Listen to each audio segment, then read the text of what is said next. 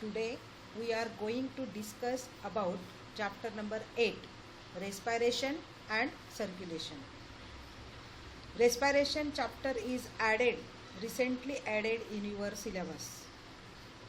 Respiration and circulation मध्ये आपल्याला respiratory सिस्टीमचा अभ्यास करायचा आहे आणि सर्क्युलेटरी सिस्टीमचा पण अभ्यास करायचा आहे. ह्युमन बीइंग आणि अदर ॲनिमल्समध्ये काय फरक असतो तेवढं थोडंसं आपल्याला या रेस्पिरेशनमध्ये बघायचं आहे. Respiratory system, this is the diagram of respiratory system. Respiratory सिस्टीमची डायग्रॅम जी आहे किंवा फिगर जी आहे ती इथं समोर तुमच्या स्क्रीनवर दिसते. मग त्या फिगरमध्ये काय काय रेस्पिरेटरी सिस्टीमचे पार्ट कोणकोणते आहेत ते आपल्याला आता पुढच्या स्लाईडमध्ये आपल्याला बघायचे. त्याआधी रेस्पिरेटरी सिस्टीम म्हणजे काय, रेस्पिरेटरी सरफेस कोणाला म्हणतात ते आपल्याला पुढच्या स्लाईडमध्ये आता आपल्याला दिसणार आहे.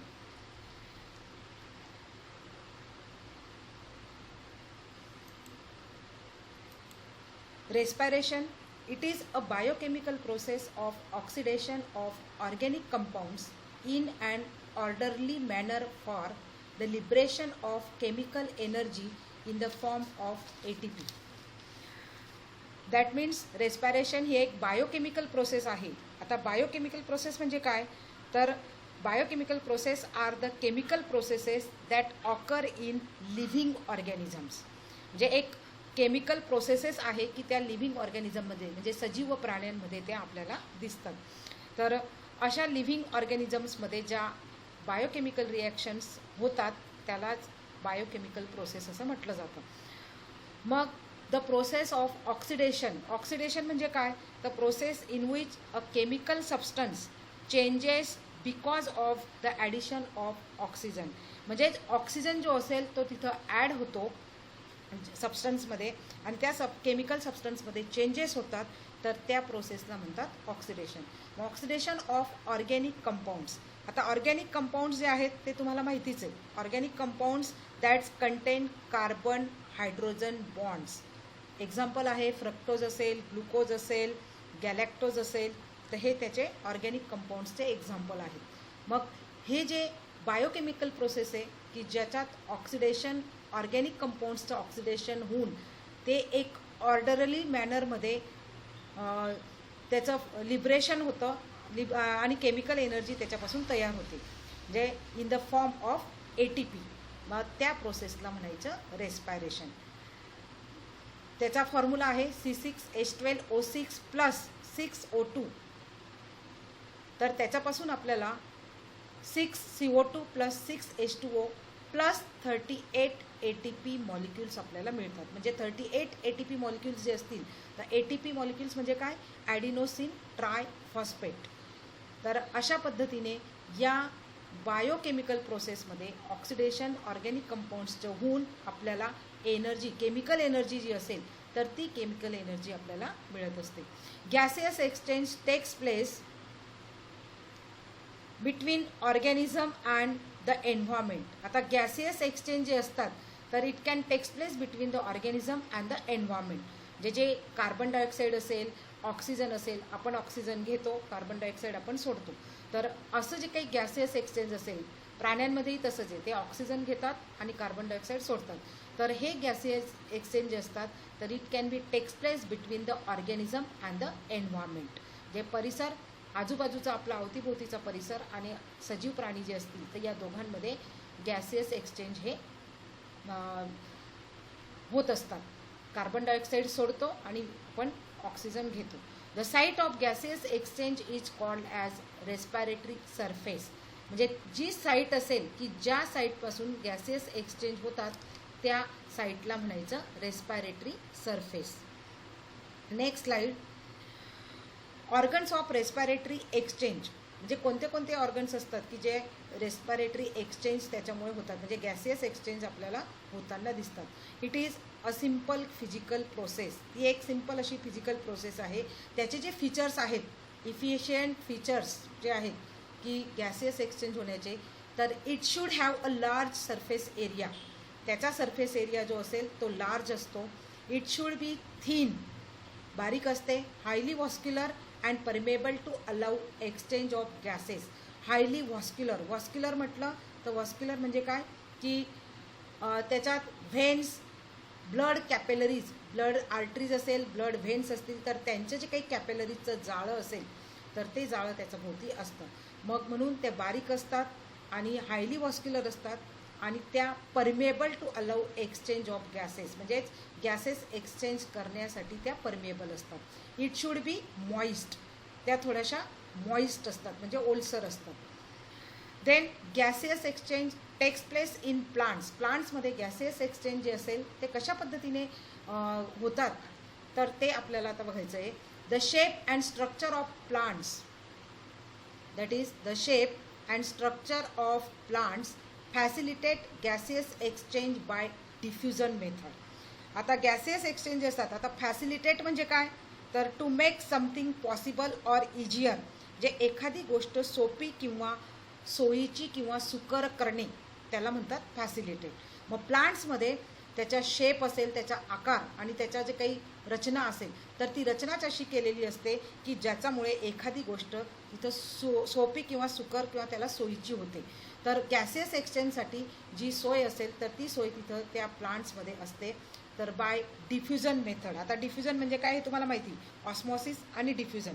डिफ्युजन म्हणजे काय, मुवमेंट्स ऑफ एनिथिंग. एनिथिंग म्हणजे for example atoms, ions, molecules from a region of higher concentration to a region of lower concentration. म्हणजेच की जे हायर कॉन्सन्ट्रेशनचं रिजन असेल त्याच्यामधून ॲटम्स असतील, मॉलिक्युल्स असतील किंवा मग आयन्स असतील तर ते लोअर रिजन असलेल्या लोअर कॉन्सन्ट्रेशन रिजन जो असेल तर त्या रिजनमध्ये ते ट्रान्सफर होतात. तर त्या प्रोसेसला म्हणतात डिफ्युजन. म्हणून प्लांट्समध्ये शेप आणि structure of plants facilitate gaseous exchange by diffusion. A terrestrial flowering plants has many air spaces between the cells of stem, leaf and root which are continuous. आता टेरेस्ट्रियल फ्लॉवरिंग प्लांट्स जे असतात तर त्याच्यामध्ये अनेक असे air spaces असतात की त्या सेल्समध्ये अनेक असे एअर स्पेसेस, मोकळ्या अशा जागा असतात, एअर स्पेसेस की ज्या सेल्स ऑफ स्टेममध्ये असेल, खोडामध्ये असेल, लीफमध्ये असेल, पानामध्ये आणि रूटमध्ये असेल. Then oxygen diffuses into the air space through stomata. आता स्टोमॅटा म्हणजे काय, द स्मॉल असे पोवर्स असतात की जे लीव्ज आणि यंग स्टेममध्ये आपल्याला दिसतात. आता लीव्जमध्ये असेल तर इथं फिगरमध्ये दाखवलेलं आहे. लीव्जमध्ये इथं हे जे चौकोन तुम्हाला दिसतंय त्या चौकोनामध्ये स्टोमॅटा, इथं एक बारीक असे पोवर्स असतात आणि त्या पोवर्सला म्हणतात स्टोमॅटा. तर मग स्टोमॅटामध्ये हे स्टोमॅटल पोवर्स तिथं दाखवलेलं आहे आणि हा भाग स्टोमॅटाचा दाखवलेला आहे.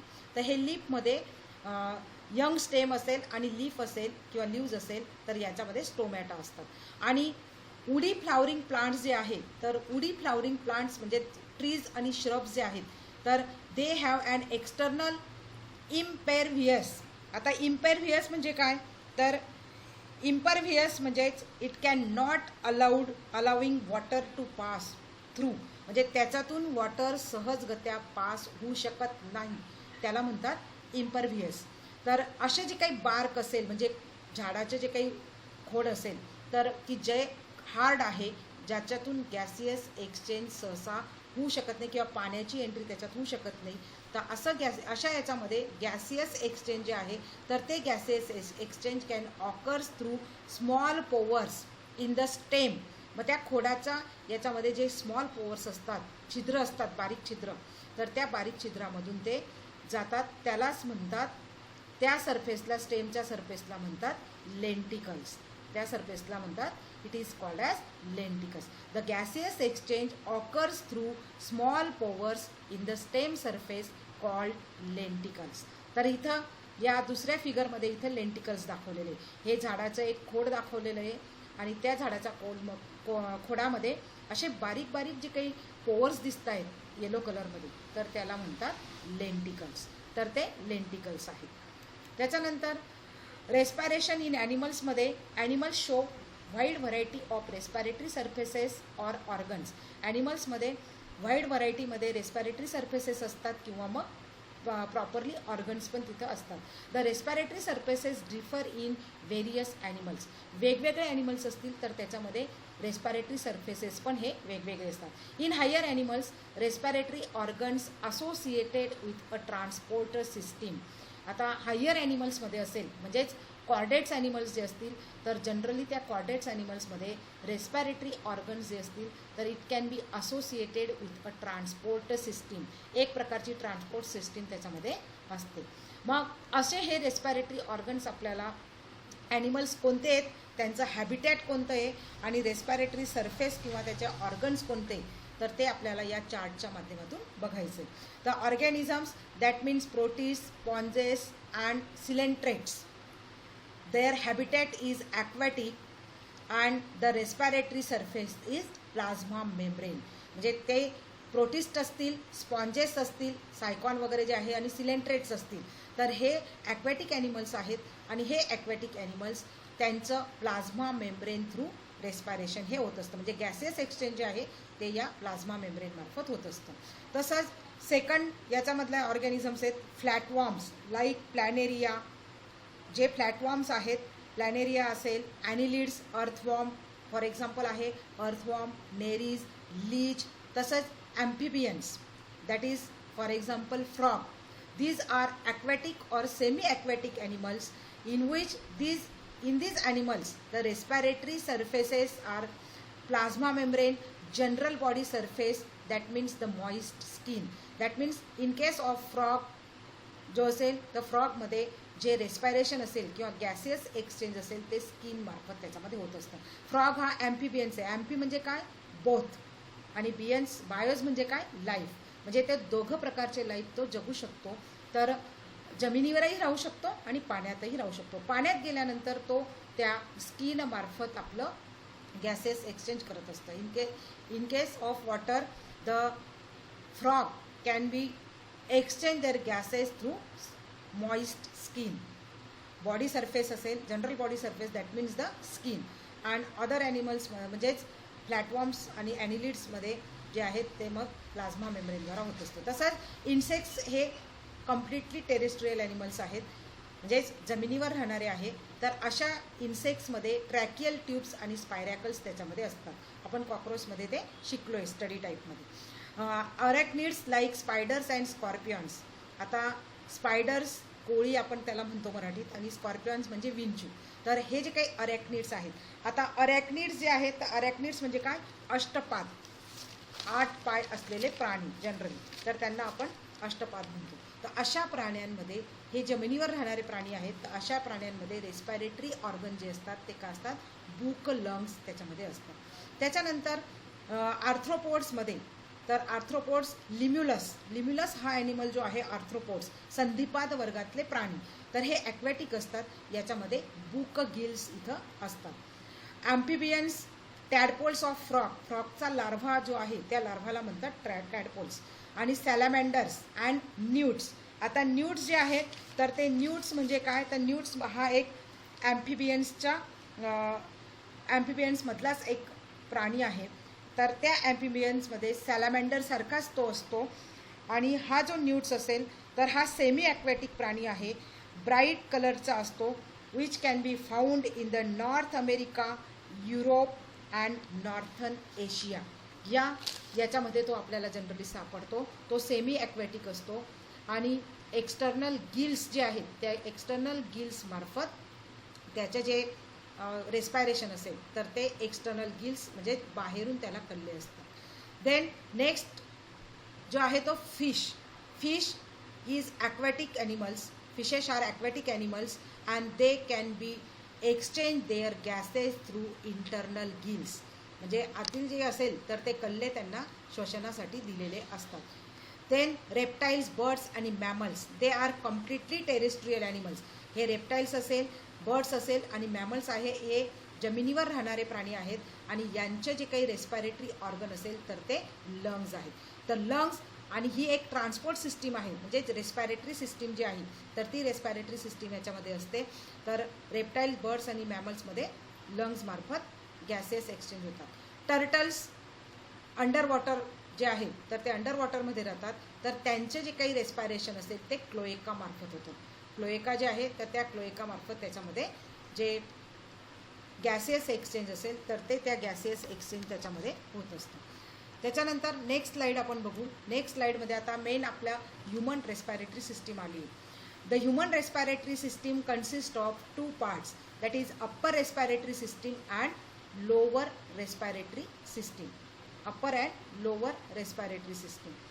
The upper respiratory system consist of external layers, nasal cavities, internal layers, nasopharynx and throat, while the lower respiratory system consists of larynx, trachea, bronchi, bronchioles and lungs. Here in case of this respiratory system, the upper and lower respiratory organs are seen in this figure. Look at this figure. In this figure, the upper respiratory organs are external layers. External layers जे आहेत ते knows, आपलं जे काही knows असेल त्या नोजचे जे काही ओपनिंग आपल्याला बाहेरून दिसतं त्याला म्हणतात एक्सटर्नल लेयर्स. तर हे एक्सटर्नल लेयर्स जे आहेत तर ते एक्सटर्नल लेयर्स किंवा त्याला म्हणतात नॉस्ट्रिल म्हणतात किंवा एक्सटर्नल लेयर्स त्याला म्हणतात. तर हे एक्सटर्नल लेयर्स आहेत. त्याच्यानंतर दुसरा आहे नेसल कॅव्हिटीज. हा बघा, हा ब्ल्यू कलरचा पार्ट त्याच्यामध्ये दिसतोय, इट इज कॉल्ड ॲज नेसल कॅव्हिटीज. देन इंटरनल लेयर्स जे असतील ते इथं फिगरमध्ये दिसत नाही, पण आतून जे काही ओपनिंग असतील तर त्या ओपनिंगला म्हणतात इंटरनल लेयर्स. देन नॅसोफॅरिंग्स, हा फॅरिंग्सचा जो पार्ट असेल तर नेसल पार्ट आणि फॅरिंग्स इथला अप्पर पार्ट जो असेल तर त्याला नॅसोफॅरिंग्स म्हणतात. ते पुढे येणारच आहे स्लाईडमध्ये. तर it is nasopharynx. And the throat region, तर थ्रोट रिजन जे आहे ते गळ्याचा भाग आपण जे म्हणतो तर तो थ्रोट रिजन असतो. तर हे अप्पर रेस्पायरेटरी पार्टमध्ये हे पार्ट्स येतात. त्याच्यानंतर लोअर रेस्पायरेटरी पार्ट्समध्ये, रेस्पायरेटरी ऑर्गन्समध्ये लॅरिंग्स आहे. हे इथं फिगरमध्ये दाखवलेलं आहे बघा, मी ॲरो करते, हे लॅरिंग्स आहे. त्याच्यानंतर ट्रकिया आहे. लॅरिंग्स खाली लगेच या रिंग्स पोर्शनमध्ये आपल्याला ट्रकिया दिसत आहेत, ट्रकिया आहेत. त्याच्यानंतर ब्रॉन्काय आहे. या ट्रकियाचं बायफर्केशन होतं. The trachea can be bifurcates in two parts which is called as bronchi, the left and right. तर इथं दिलेलं आहे राईट मेन ब्रॉन्कस, सिंगल असेल तर ब्रॉन्कस म्हणतो आणि दोघीकडचे असेल तर त्याला आपण ब्रॉन्काय म्हणतो. तर लेफ्ट आणि राईट ब्रॉन्कस असे दोन ब्रॉन्कायचे पार्ट्स आहेत. त्याच्यानंतर ब्रॉन्किओल्स, या ब्रॉन्कस जे आहे तर ह्या ब्रॉन्कसचं प्रायमरी, सेकंडरी आणि टर्शरी याच्यामध्ये डिव्हायडेशन होतं. डिव्हाइड अँड रिडिव्हाइड, अगदी स्मॉल याच्यामध्ये ते डिव्हाइड होतात तर त्यांना म्हणतात ब्रॉन्किओल्स. आणि फायनली लंग्स, हे लंग्स दाखवलेले आहे. तर लेफ्ट लंग आणि राईट लंग असे दोन पार्ट्स इथं दाखवलेले आहेत. तर अशा पद्धतीने हे रेस्पायरेटरी सिस्टीमचे अप्पर आणि लोअर रेस्पायरेटरी ऑर्गन्स आहेत. तर आता अप्पर रेस्पायरेटरी ऑर्गन्समध्ये आपण पहिलं बघितलं होतं नेसल एक्सटर्नल लेयर्स म्हणजेच nose. A pair of slit like openings called external layers, or it is also called as nostrils, for entry of air into the nasal cavity. म्हणजे हे जे काही नोज असेल तर इथं फिगरमध्ये दाखवलं आहे बघा, या फिगरमध्ये हे जे आहे याला म्हणतात एक्सटर्नल लेयर्स किंवा नॉस्ट्रिल्स, की ज्याच्यातून एअर जी असेल तर ती एअर नेसल कॅव्हिटीमध्ये ती पास होते. तर अशा पद्धतीने हे नेसल कॅव्हिटी झालं, पहिलं एक्सटर्नल लेयर झालं. The nasal cavity is divided into right and left nasal chambers. आता ही जी काही नेसल कॅव्हिटी असेल तर ती दोन चेंबरमध्ये डिव्हाइड होते, राईट आणि लेफ्ट, म्हणजे डावी नाकपुडी असेल आणि उजवी नाकपुडी असेल. तर अशा पद्धतीने या दोन चेंबर्समध्ये ती डिव्हायडेशन होते. पण या दोन चेंबर्समध्ये डिव्हाइड होताना ती कशामुळे होते तर बाय अ मेसेथमॉइड कार्टिलेज. आता मेसेथमॉइड कार्टिलेज जे आहे तर हे आपण स्केलेटनच्या चॅप्टरमध्ये आपण ऑलरेडी त्याचा अभ्यास आपण केलेला आहे. Then each nasal chamber is further divided into 3 regions. आता प्रत्येक नेसल चेंबर हे 3 रिजनमध्ये डिव्हाइड झालेले. पहिला रिजन त्याच्यातला आहे vestibule, second is called as respiratory part and third one is called as olfactory chamber. The first part is called as vestibule. Vestibule, it is the proximal part of नॉस्ट्रिल्सचा जो असेल तर तो proximal part of nostrils असेल. तर इथं फिगरमध्ये आता बरोबर दाखवलं आहे की हा जो पार्ट असेल की जिथं हेयर्स असतात मध्ये. It's skin has here for filtering the air and trapping the dust and suspended particles in the inhaled air. म्हणजे जे ऑक्सिजन आपण परिसरातला ऑक्सिजन जो असेल आपल्या एन्व्हायरमेंटमध्ये असलेला जो ऑक्सिजन असेल तो आपण जेव्हा घेतो, ऑक्सिजन आपण जेव्हा आत घेतो तर त्यावेळेस त्या ऑक्सिजन घेण्याच्या वेळेस जे त्या ऑक्सिजन हवेमार्फत जे डस्ट पार्टिकल्स असतात किंवा काही सस्पेंडेड पार्टिकल्स असतील तर ते पार्टिकल्स ट्रॅप केले जातात. कोणाद्वारे ट्रॅप केले जातात तर ते आपल्या जे आतील स्किन असेल त्याच्यामध्ये हेअर्स असतात आणि त्या हेअर्सद्वारे ते आपल्याला ते पार्टिकल्स जे असतील ते ट्रॅप केले जातात. डस्ट असेल किंवा सस्पेंडेड पार्टिकल्स असेल तर हे इथे हेअर्स दाखवलेले आहेत. ठीक आहे, हे वेस्टिब्युलचा पार्ट आहे. Then second part is called as respiratory part. हा सेकंड पार्ट जो आहे जिथं मी ॲरो दाखवते तो रेस्पायरेटरी पार्ट आहे. मिडल पार्ट आहे. Thin walled highly vascular part, इथं पण हायली वॉस्क्युलर पार्ट आहे. आणि या पार्टमध्ये warming and moistening the inhaled air, म्हणजे जी हवा असेल बाहेरून आलेली जी काही आपण आत घेतलेली हवा असेल तर ती तिथं गरम होते आणि ओलसरपणा त्याला प्राप्त होत असतो. आणि त्याच्यानंतर तिसरा पार्ट त्याच्यातला आहे हा येलोइश कलरमध्ये आपल्याला दिसतोय. Olfactory or it is also called as sensory chamber. त्याला ऑलफॅक्टरी किंवा त्याला सेन्सरी चेंबर असं म्हटलं जातं. हा पार्ट आहे. मग या पार्टमध्ये it is the uppermost part which is lined by olfactory epithelium for detection of smell. म्हणजे हा जो एरिया असेल तर हा एरिया डिटेक्शन ऑफ स्मेल, म्हणजे जे काही वास असेल तर त्या वासाची संवेदना जी असेल तर ती संवेदना आपल्याला याच्या मार्फत मिळत असते. तर हे झालं नेसल एक्सटर्नल लेयर्स आणि त्याचे जे काही चेंबर्स 3 रिजन्स असतील ते. आता पुढच्या स्लाइडमध्ये आपल्याला फॅरिंग्स सेकंड पार्ट त्याच्यातला आहे फॅरिंग्स. आता फॅरिंग्स जे आहे तर it is divisible into 3 parts. Nasopharynx, oropharynx and laryngopharynx. The first part is called as nasopharynx, which is the uppermost part of nasal chamber which leads into oropharynx. आता फिगरमध्ये बघा हा जो पार्ट दिलेला आहे मी ॲरो दाखवते या पार्टमध्ये नॅसोफॅरिंग्स आहे. It is the uppermost part. सगळ्यात वरचा पोर्शन जो असेल तर त्या पोर्शनला म्हणणार नॅसोफॅरिंग्स. तर हे नॅसोफॅरिंग्स आहे. नॅसोफॅरिंग्स विच लीड्स इंटू ओरोफॅरिंग्स. तर ते कुठं लीड्स होतात, कुठं ओपन होतं ओरोफॅरिंग्समध्ये. आता second part it is called as oropharynx. It is the common passage for food and air which continues below the laryngopharynx. खाली लॅरिंगोफॅरिंग्सला कंटिन्यू होतं आहे तर हे ओरोफॅरिंग्स आहे. ओरोफॅरिंग्स याचा कॉमन पॅसेज आहे की ज्याच्यामध्ये फूड पण जातं. हे ओरल कॅव्हिटी दाखवलेली आहे आणि ही टंग दाखवलेली आहे. तर याच्यात फूड पण जातं आणि एअर हा कॉमन पॅसेज आहे. ओरोफॅरिंग्स म्हटलं तर हा कॉमन पॅसेज आहे. आणि हा त्याच्या खाली लगेच काय असेल, it below laryngopharynx is present. जिथं मी ॲरो दाखवते तिथं आता लॅरिंगोफॅरिंग्स आहे. The last part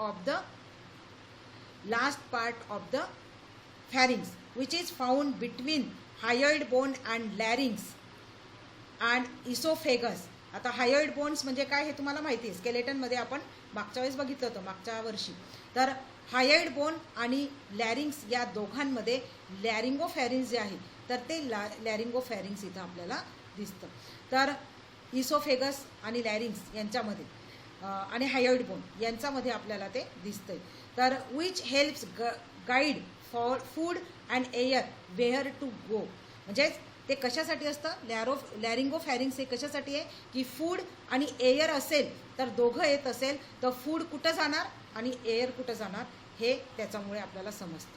he oesophagus दाखवली आहे, लॅरिंग्स दाखवलेलं आहे, हे इपिग्लॉटिस दाखवलेलं आहे. पुढच्या याच्यामध्ये तुम्हाला येणारच स्लाइडमध्ये. त्याच्यानंतर आहे larynx it is called voice box which contains vocal cords for producing sound. त्याला स्वरयंत्र पण आपण म्हणतो. ठीक आहे. तर व्हाईस बॉक्स असतो की विच कंटेन्स व्होकल कॉर्ड्स, त्याच्यामध्ये व्होकल कॉर्ड्स असतात for producing sound. It extends from laryngopharynx and hyoid bone to the trachea. ते कुठपर्यंत गेलेलं असेल लॅरिंगोफॅरिंग्सपासून निघून तर हायोइड बोन आणि ट्रॅकियापर्यंत त्याचं कनेक्शन किंवा त्या तिथपर्यंत त्याचं लोकेशन आपल्याला दिसतं. आता लॅरिंग्स जे आहे तर हे लॅरिंग्स आपल्याला इथं दिसतं आहे. हे फिगर जी आहे ती लॅरिंग्सची आहे. हे हायोइड बोन दाखवलेलं आहे बघा, हायोइड बोन आहे. त्याच्यानंतर ट्रकिया जे आहे, खाली ट्रकिया दिसत आहेत आपल्याला. ट्रकियल कार्टिलेज ज्या रिंग्स आहेत त्या रिंग्स पण दिसत आहेत. तर याच्यामध्ये हे जे आहे याला म्हणतात लॅरिंग्स. तर it is a hollow tubular structure. It's wall is made up of cartilage plates held by membranes and muscles. Cartilage rings आणि कार्टिलेज प्लेट्स आणि मेम्ब्रेन्स आणि मसल्सपासून ते जे वॉल असेल तर ती वॉल त्याची तयार झालेली असते. Internally it is lined by pair of folds of elastic vocal cords. म्हणजे ज्या इलॅस्टिक व्होकल कॉर्ड्स असतात तर त्या कॉर्ड्सचं फोल्डिंग जे आहे ते इंटरनलमध्ये लायनिंगमध्ये आपल्याला ते दिसतं, पेयर असतो त्याचा. Voice is produced by passage of air between the vocal cords and modulations created by tongue, teeth, lips and nasal cavity. आता व्हॉइस कसा प्रोड्यूस होतो तर जी एअर तिथं पास होते कशामध्ये, बिटवीन द व्होकल कॉर्ड्स. म्हणजे हे जे काही पेअर ऑफ व्होकल कॉर्ड्स असतात किंवा जे फोल्ड आहेत तर त्या फोल्डमध्ये जी एअर पास होते तर ती एअर पास होऊन त्याच्यात मॉड्युलेशन्स होतं. आता मॉड्युलेशन म्हणजे काय तर स्वर परिवर्तन होतं आहे किंवा स्वर आपण जसं चढ उतार असतो आवाजामध्ये तर त्या पद्धतीने तिथं स्वर नियमन होतं, स्वराचं तिथं नियमन केलं जातं आणि स्वर परिवर्तन होतं. उतार चढाव आवाजामध्ये जो असेल तर तो तिथं येतो. तर तो कशामध्ये येतो मग, टंग असेल, टीथ असेल, लिप्स असेल आणि नेसल कॅव्हिटी. तर या सगळ्यांची क्रिया होऊन म्हणजे यांच्या मार्फत जे मॉड्युलेशन असेल तर ते मॉड्युलेशन त्याच्यामध्ये होत असतं. मग larynx opens into laryngopharynx through a slit like opening which is called as epiglottis. बघा इथं फिगरमध्ये दाखवलेलं आहे. लॅरिंग्स जे आहे ते लॅरिंग्स ओपन्स होतं लॅरिंगोफॅरिंग्समध्ये through the slit like opening. आता स्लिट लाईक ओपनिंग जे आहे जसं आपण डायजेस्टिव्ह सिस्टीममध्ये बघितलं होतं ग्लॉटिस आणि इपिग्लॉटिस, ही एक प्रकारची फ्लॅप असते, मेम्ब्रॅनस फ्लॅप असते की which is guarded by a leaf like flap. एक पानाप्रमाणे ती फ्लॅप असते की जी प्रिव्हेन्शन करते. कोणाचं प्रिव्हेन्शन करते तर जेव्हा आपण जेवतो किंवा अन्न खातो, अन्नाचा घास आपण जेव्हा गिळतो तेव्हा तो घास ट्रकियामध्ये जाऊ नये, तो डायरेक्ट इसोफेगसमध्ये जावा. तर याच्यासाठी ते प्रिव्हेन्शन करण्यासाठी हे इपिग्लॉटिस असतं. तर हे the larynx opens into the laryngopharynx through a slit like opening which is called as glottis which is guarded by a leaf like flap called epiglottis. त्याला इपिग्लॉटिस म्हणतात. It prevents the entry of food in the trachea. ट्रकियामध्ये food येऊ देत नाही, त्याचं prevention जे असेल ती प्रिव्हेन्शन करण्याचं काम इपिग्लॉटिस करतं. त्याच्यानंतर पुढचा पार्ट आहे trachea. Trachea it is a long tube which is about 10 to 12 centimetre in length. त्याची लेंथ जनरली 10 to 12 सेंटीमीटर असते. दोघं फिगर साईडला दाखवले आहेत, त्या दोघं ट्रकियाचा फिगर आपल्याला दिसत आहेत. It can runs through neck in front of esophagus and extends into and up to middle of thoracic cavity. middle of thoracic cavity जी असेल तर त्या कॅव्हिटीचा मधून ती जाते. त्याच्यानंतर it can be supported by C-shaped rings which is called as cartilaginous rings which is up to 16 to 20 in numbers which prevents the collapse of trachea. आता ट्रकियाचं collapsing होऊ नये म्हणून याच्यासाठी या रिंग दिसतात. बघा इथं पण या ट्रकियल रिंग्ज आपल्याला दिसत आहेत. तर अशा ज्या काही रिंग्ज आहेत तर त्या रिंग्ज आहेत तर त्या रिंग्ज काय करतात की कशाचं प्रिव्हेन्शन करतात, ट्रकिया कोलॅप्स होऊ नये म्हणजे ट्रकिया आकुंचन पाहू नये याच्यासाठी त्या रिंग्स तिथं दिलेल्या असतात. Internally it is lined with ciliated pseudostratified epithelium and mucous gland that can trap unwanted particles preventing entry into the lungs. म्हणजेच त्याच्यात जे असतात तर internally it is lined by ciliated pseudostratified epithelium. आता इपिथेलियल टिश्यू आपण मागच्या वर्षी शिकलो आहे टिश्यूच्या चॅप्टरमध्ये. तर असे सिलिएटेड स्युडोस्ट्रॅटिफाईड इपिथेलियम सेल्स तिथं प्रेझेंट असतात की आणि म्युकस ग्लँड्स असतात की जे ट्रॅप करतात. काय ट्रॅप करतात तर unwanted particles preventing entry into the lungs, की जे अनवॉन्टेड आहे, की जे आपल्यासाठी घातक असेल, तर असे पार्टिकल्सला ट्रॅप करण्याचं काम या ट्रकियामध्ये केलं जातं. Then trachea divides into right and left primary bronchi as reaches middle of the thoracic cavity.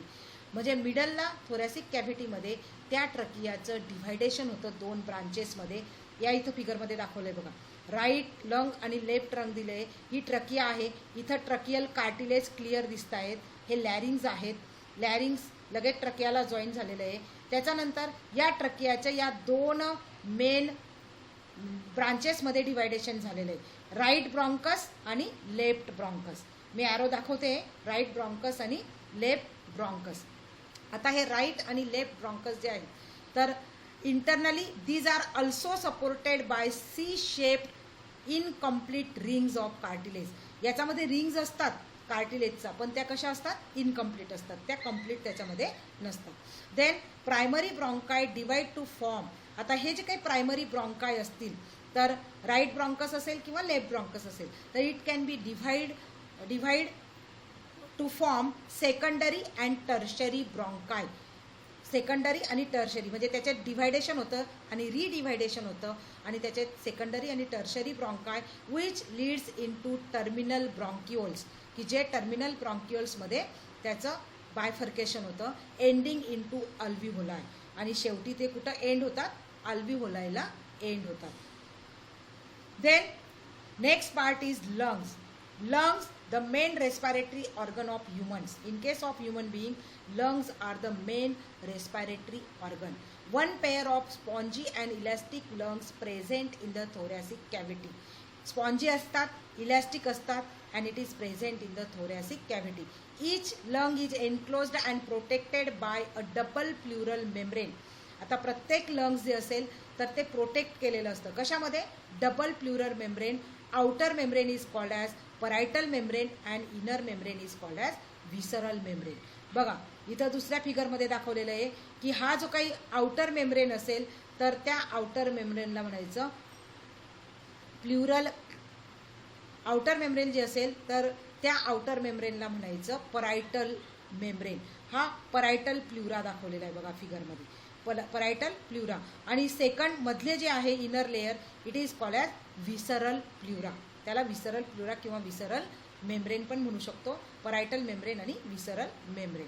Then between the two pleura, म्हणजे या दोन प्ल्युराचा मध्ये, आता हा व्हिसरल प्ल्युरा आणि परायटल प्ल्युरा किंवा व्हिसरल मेम्ब्रेन आणि परायटल मेम्ब्रेन या दोघांमध्ये जी कॅव्हिटी आहे त्या कॅव्हिटीला म्हटलेलं आहे pleural cavity, which is filled with lubricating fluid. मग या प्ल्युरल कॅव्हिटीमध्ये एक ल्युब्रिकेटिंग फ्लुइड प्रेझेंट असतं, which is called as pleural fluid. त्या फ्लुइडला म्हणायचं pleural fluid, which is secreted by the membranes. हे प्ल्युरल फ्लुइड कुठून येतं, या मेम्ब्रेन्सपासून ते सिक्रिट होतं. द राईट लंग इज, आता राईट लंग जो असेल तर it is larger and it is divided into 3 lobes. तो लार्जर असतो आणि 3 लोब्समध्ये त्याचं डिवायडेशन झालेलं असतं. फिगरमध्ये बघा त्याचे 3 लोब्समध्ये डिवायडेशन झालेलं दिसतंय. एक पर्पल कलरमध्ये, एक रेड कलरमध्ये तुम्हाला दिसतंय आणि एक येलो कलरमध्ये तुम्हाला दिसतंय. तर हे जे आहेत तर हे जे आहेत ते हे आपल्याला 3 लोबमध्ये त्याचं डिवायडेशन दिसतंय. त्याच्यानंतर the left lung is smaller than the right lung. Left lung जो असेल तो स्मॉल असतो and it is divided into 2 lobes. तर राईट लंग्स जो असेल तर तो डिवायडेशन जे असेल ते 3 लोब्समध्ये होतं आणि लेफ्ट लंगचं डिवायडेशन जे असेल ते 2 लोब्समध्ये होतं. तर each lobe of lung has the terminal bronchioles ending in a bunch of air sacs each with 10 to 20 alveoli. आता alveoli काय आहे ते पुढच्या स्लाइडमध्ये मी तुम्हाला दाखवते. alveoli it is a thin walled lobulated structures like a bunch of grapes. bunch of grapes इथं फिगरमध्ये बघा हे जे दिसतंय bunch of grapes हे काय ब्रॉन्किओल्स विथ alveoli आपल्याला दिसतं. The alveolus it's like grapes. जसे द्राक्षांचे घड असतात तर त्या द्राक्षांच्या घडाप्रमाणे त्याची रचना आपल्याला दिसते. इच अल्व्हिओलस, आता सिंगल असेल तर त्याला आपण म्हणणार अल्व्हिओलस, सिंगल असेल तर त्याला आपण अल्व्हिओलस म्हणणार. इथं आता सिंगल, त्याच्यानंतर each alveolus is surrounded by a network of capillaries. बघा प्रत्येक अल्व्हिओलस जे आहेत तर इथं कॅपिलरी नेटवर्कने ते कव्हर झालेलं आहे. हे बघा सेकंड फिगरमध्ये कॅपिलरी बेड्स तिथं दाखवलेले आहे. अल्व्हिओलाय जे आहे तर प्रत्येक अल्व्हिओलाय हे कॅपिलरी नेटवर्क बेडने ते तिथं कव्हर्ड झालेलं आहे. तर पल्मोनरी आर्टरीज आणि व्हेन्स जे आहेत तर त्याचं जाळं त्याच्या भोवती आहे. These have highly elastic wall made up of a single layer of squamous epithelium resting on a basement membrane of connective tissue. There are about 700 million alveoli in lungs which provide the surface area for exchange of gases. Exchange of gases जे आहे तर ते exchange of gases या जवळजवळ 700 million अल्व्हिओलाय एका लंग्समध्ये आपल्याला दिसतील. Which can provide the surface area. मग ते काय करतात की सरफेस एरिया प्रोव्हाइड करतात. कशासाठी तर गॅसियस एक्सचेंजसाठी. Then next is diaphragm. Diaphragm muscular septum that separate the thoracic cavity and abdominal cavity. Abdominal आणि थोरॅसिक कॅव्हिटी या दोघांना सेपरेट करणारा जो मधला पडदा असेल तर त्याला म्हणायचं diaphragm. It is dome shape and on contraction it becomes flatten. जेव्हा त्याचं आकुंचन होतं तेव्हा तो आपल्याला फ्लॅट झालेला दिसतो.